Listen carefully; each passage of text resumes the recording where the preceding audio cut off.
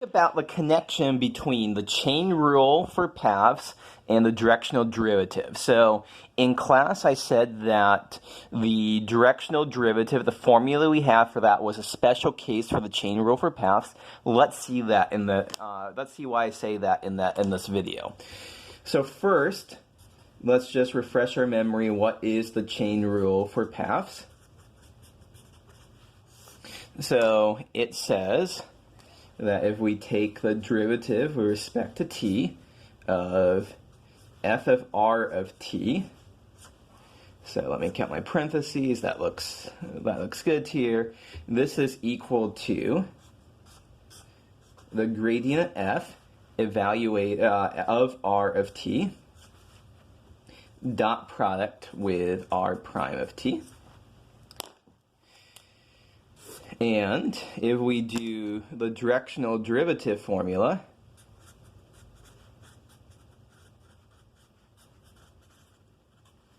so this says that the derivative in the direction of u, where we're assuming u here is a unit vector of f at a point P, is equal to the gradient of f evaluated at that point P dot product with a unit vector.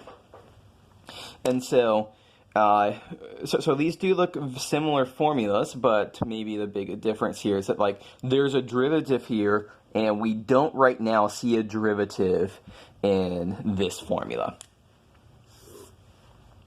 Okay, so let me show why this formula actually does make sense here. So suppose that we have, let me just draw some axes here. Let me draw some contours just so that we have something to look at when we're doing this kind of problem here. Let's say that here is our point P, and we're going to say P has coordinates A, B. And let's say that we want to go in, let's say this direction is the direction we want to go in. And let's say that HK, that U is equal to HK, is a unit vector in the direction that we're going to find the directional derivative in. So our goal is, the contours here are representing our function f. We're trying to find the directional derivative of f in the direction of u at this point P is AB. We want to show that the answer is equal to this over here. And so we don't know this yet. We don't know the directional derivative formula yet. Instead, we have to rely on the chain rule for paths right now to answer this question. So what we have is the chain rule for paths is getting after, what is, it's basically telling us how does f change as a function of t as we move along some particular path. So what we have right now is that we need some path that will move us in the u direction. And a moment's thought will tell us that we can say r of t is ab plus t times hk, where that hk is, again, that's u right there. So let's just see right now, when t is 0, r of 0 is ab. We're at the point that we want to start at.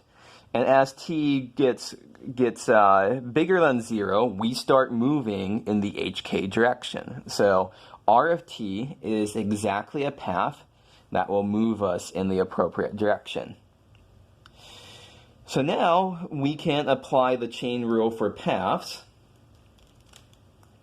So chain rule for paths is going to tell us that the derivative with respect to t of f of r of t is equal to the gradient of f evaluated r of t dot product r prime of t. So now what is r prime of t here? Well, I'm going to squeeze this up in here. R prime of t, that's a constant. It's t times this, so the derivative of r is just hk. So it's the gradient f evaluate r of t dot product with hk, which is just u. So this is u. And finally, what we want to do is that we want to evaluate this derivative at a particular time. We don't care about this in general. We only care about this when t is equal to 0. When t is equal to 0 is when we're at the initial point, which is p. So when we plug in t is equal to 0, this is f of r of 0 dot product u. And I am running out. Well, you know what? Let's keep this to one slide. I will squeeze in the final work over here. So let's see what's going on here. R of 0, that's just our point. That's just AB. So this is the gradient of f at AB dot product u, which, hey, look, that is exactly our directional derivative formula. So the directional derivative as we move in the u direction is exactly the same thing as using the chain rule for paths to calculate out the derivative as we move along the path that's given by r of t is ab plus t times hk. And so everything checks out here. U is a unit vector. We don't have to do any scaling here. And so that's why I can say things like the directional derivative formula is just a special case of the chain rule for paths.